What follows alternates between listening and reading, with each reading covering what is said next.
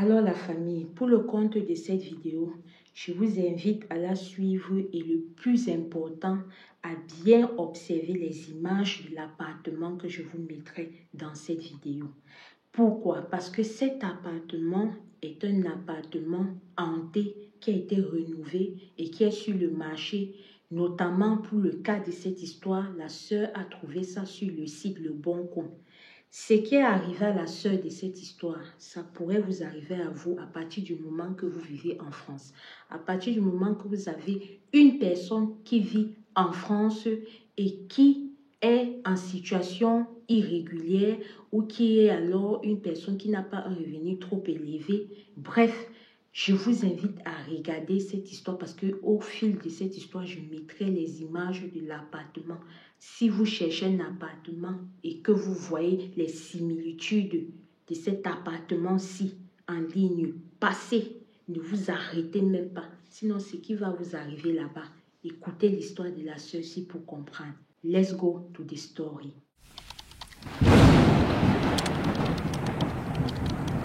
Bonjour à vous. Je suis une dame qui travaille en tant que gouvernante en hôtellerie. Mon histoire d'aujourd'hui, je vous invite à l'écouter jusqu'à la fin parce que ça n'arrive pas qu'aux autres. On a tendance à croire qu'ici en France, nous sommes à l'abri de certaines choses mystiques alors que, je vous assure, prenez votre temps, cette histoire vous fera tomber des nues. Je suis une dame de 49 ans. À l'époque des faits, je travaillais dans un grand hôtel ici en France, un hôtel de référence, notamment pour les stars. Mon histoire débute quand j'avais un souci au niveau du logement.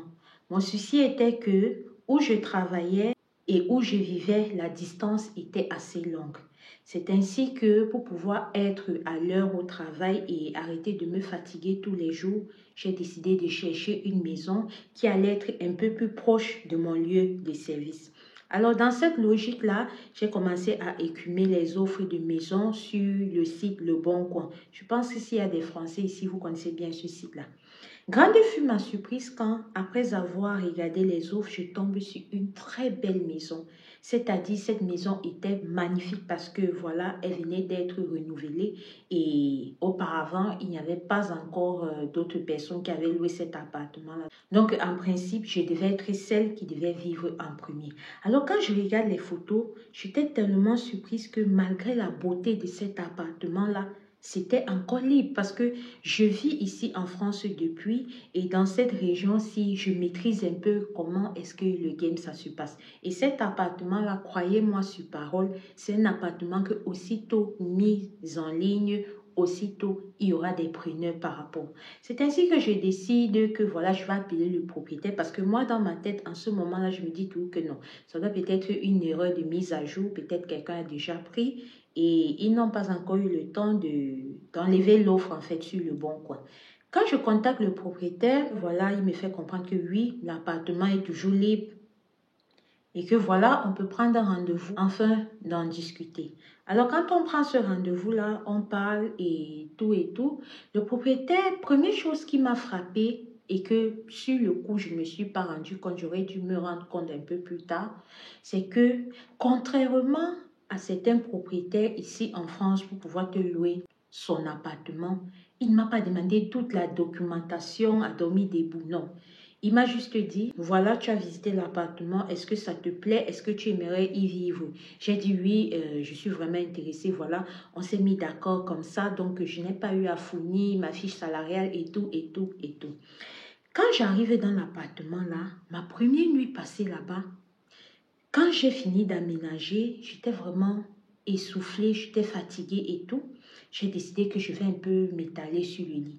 Pendant que je suis couchée sur le lit, je comprends comme des pas au salon, des personnes qui montent et descendent. Voilà, vu que cet appartement-là était une sorte de grande maison ancienne qui avait été renouvelée et découpée, donc il y avait un appartement au rez-de-chaussée, il y avait un appartement au milieu où vivait un Camerounais et moi j'étais au-dessus, en fait, j'étais en haut. Donc je me suis dit que non, peut-être les pas que j'écoute là, voilà, c'est peut-être quelqu'un qui emprunte les escaliers pour aller peut-être chez le Camerounais du milieu et tout et tout. Donc ça ne m'a pas inquiété plus que ça. Sauf que quelques jours après avoir aménagé là-bas, maximum peut-être 2 semaines par là, un jour quand je suis en train de dormir, je me rends compte que il y a quelque chose qui vient m'attaquer dans les rêves. Je ne saurais matérialiser cette chose-là. Et quand je me relève, je m'en vais au travail que je tiens à vous notifier pour que vous compreniez très bien le sens de cette histoire. À mon travail, j'étais vraiment valorisée. J'étais celle-là qui maîtrisait le travail, c'est-à-dire que les patrons, qu'importe qui arrivait, j'étais la référence. Et moi, je n'étais même pas la dame en chef parce qu'il y avait une avant moi et j'étais la numéro 2. Mais tellement je maîtrisais les trucs que même cette dame-là qui était la numéro 1, elle revenait toujours en référence vers moi. Après ce rêve-là, j'arrive au travail. Pour une raison aussi bête qu'elle soit, on me renvoie. J'étais vraiment surprise. Mais voilà, je n'ai pas toujours fait le lien. Je suis restée, j'ai fouillé le travail dans d'autres hôtels de la ville et tout et tout. Après un moment, je trouve encore un autre travail. Après que je fasse un rêve, un jar, on me renvoie encore. Là, c'était la deuxième fois. Jusque-là, je ne fais pas toujours le lien. Je suis sereine et je reste tranquille. Une nuit, je reste à la maison. Je n'arrive pas à dormir. Tellement les bruits, tellement les bruits. Pour pouvoir dormir cette nuit-là, il a fallu que je dédie un de mes ordinateurs à ne passer que les trucs religieux, les chansons religieuses, les prières. C'est comme ça que j'ai pu dormir paisiblement cette nuit-là, ainsi que quelques nuits qui ont suivi. Je dis quelques nuits qui ont suivi parce que la suite de l'histoire. Après avoir perdu ce deuxième emploi-là, qui, notons, c'était toujours en CDI parce que j'avais des très bonnes références. C'est comme ça que je me suis battue. J'ai trouvé encore un troisième emploi dans un hôtel vraiment réputé de Paris, l'hôtel Regina. S'il y a des gens qui vivent en France et à Paris précisément, en Île-de-France, vous allez savoir de quel hôtel est-ce qu'il s'agit et vous connaissez bien le standard de cet hôtel-là. Alors quand je trouve le travail là-bas, vraiment, j'étais très appréciée et tout et tout. Comme d'habitude, un soir, je fais encore un rêve où on vient, cette fois-ci, c'était des attaques de lézards et tout ça. Je me suis levée ce jour-là, mon corps me faisait tellement mal, j'avais tellement mal au corps. Je ne suis pas allée travailler. Alors, sans le savoir, ce jour-là était un jour vraiment très important dans notre hôtel parce qu'il y avait tellement d'activités et on était en période de pleine accrue, donc où il y a vraiment beaucoup de personnes qui entrent et sortent. Cette période-là, avec tout ce mouvement-là, le fait que je ne sois pas venue, ça a beaucoup impacté sur le rendement du travail et mes patrons n'ont pas pu supporter. Voilà comment je perds mon troisième emploi. C'est quand j'ai perdu l'emploi que ça m'a tellement fait mal. Jusque-là, ça n'allait pas. Quand je rentre un jour, je suis assise chez moi. Je suis en train de me faire le thé. J'ai mis dans ma tasse, j'ai bu et pendant que je buvais, voilà, j'ai déposé sur la table derrière moi et je faisais le nettoyage. Pendant que j'étais en train de faire le nettoyage, un sixième sens me dit, tourne-toi, tu regardes ta tasse de thé. Quand je me tourne, je regarde ma tasse de thé. Je vois ma tasse de thé est en train de se déplacer toute seule. Genre, vous voyez quand vous avez la tasse de thé, quand vous marchez, ça part devant, ça part dans une direction. Sauf que ce jour-là, je voyais ma tasse de thé toute seule aller dans une direction et personne qui ne l'arrêtait.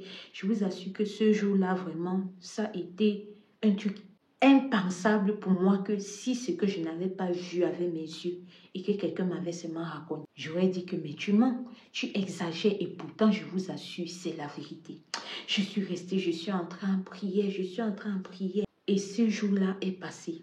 Un week-end, à ma grande surprise, alors que ça ne faisait même pas 2 mois que le Camerounais là avait aménagé, je vois comment il est en train de déménager. Je lui demande, mais tu t'en vas où? Il me dit non, j'ai décidé de changer d'appartement, voilà, parce que tout compte fait, ici là où je suis, c'est très loin pour moi, donc je vais changer d'appartement, je vais partir. Il dit, ah d'accord, tu vas vraiment me manquer. Et vu qu'on s'entendait très bien, il allait vraiment me manquer. C'est comme ça qu'on reste 2 personnes dans cet endroit-là. Donc, la personne qui est au rez-de-chaussée et moi qui est tout en haut.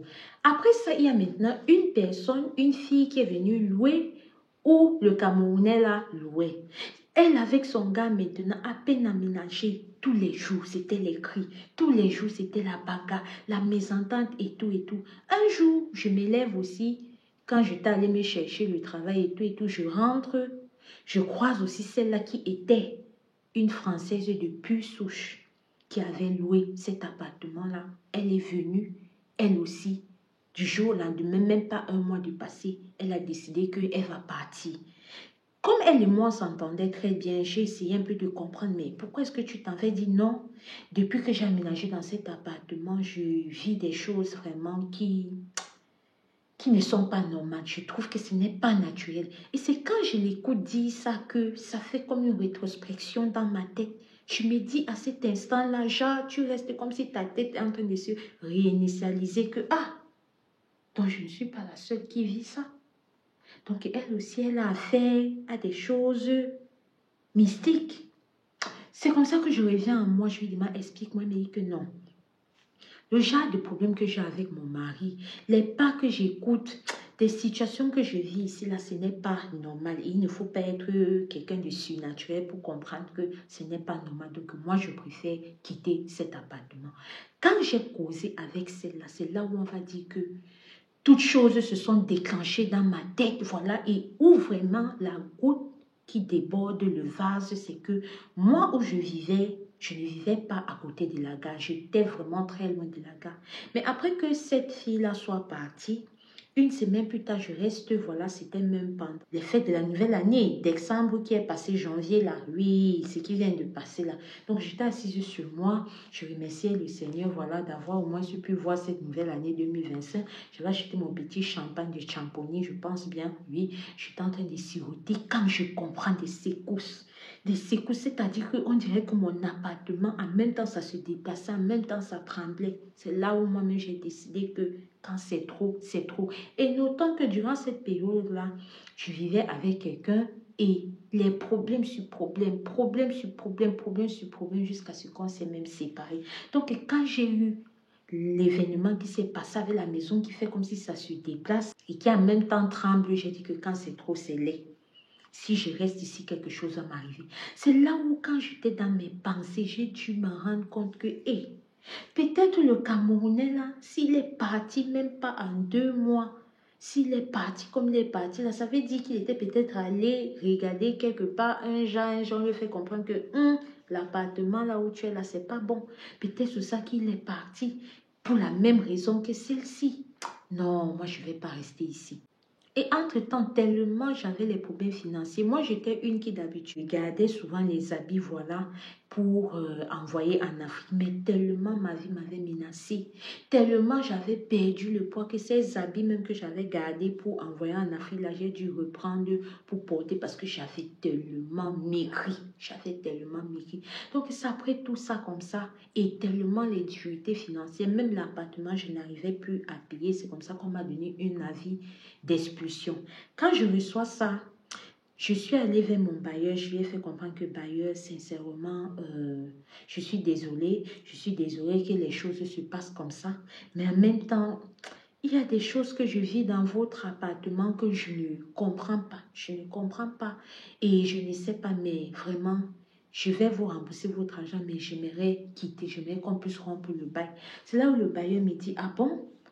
Il n'était pas surpris. Il n'avait pas une expression qui montrait que voilà, c'est que je l'explique là, l'étonne en fait. Donc, comme je vous disais, il me dit, ah bon? Donc, c'est ça. C'est là où il me fait comprendre que la maison où nous vivons, en fait, c'était une maison qui avait été réputée dans le secteur comme étant une maison hantée. Et que quand il achetait cette maison-là, il savait très bien que c'était une maison hantée.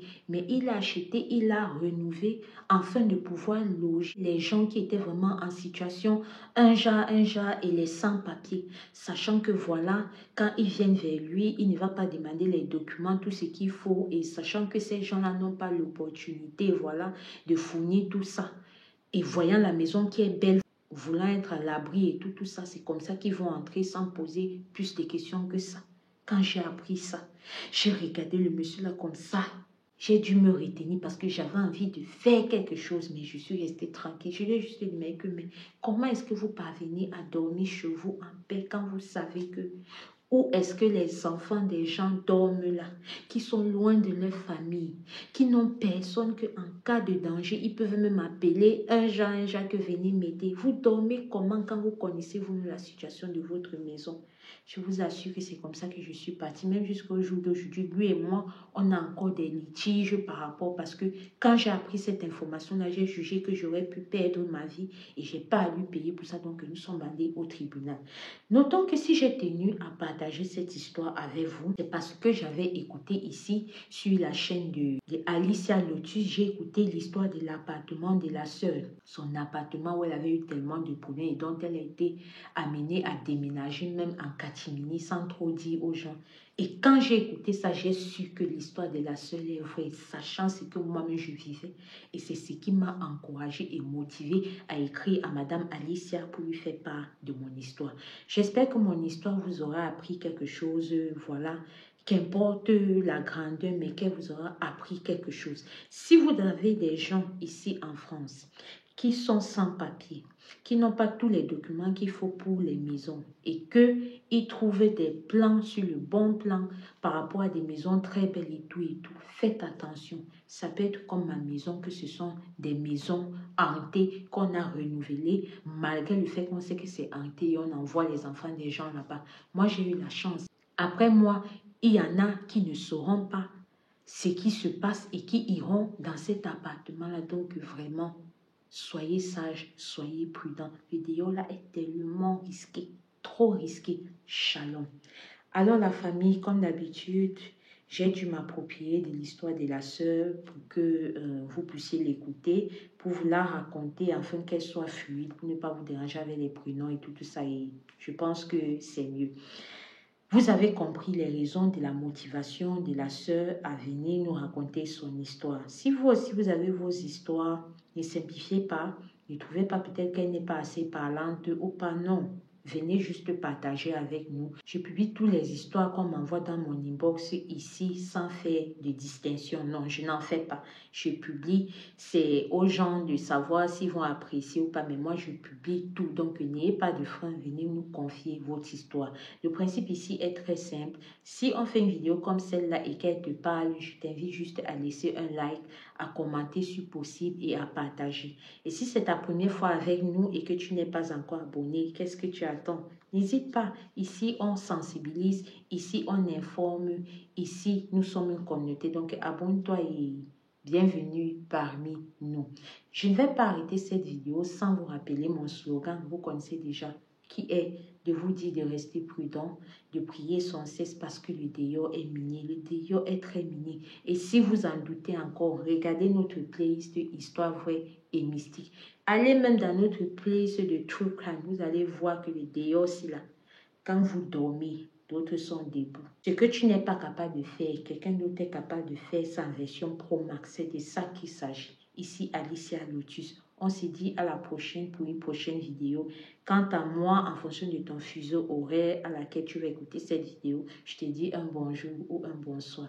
N'oubliez pas un like, ça ne mange pas de pain et ça m'aide pour le référencement. Merci. Prenez soin de vous.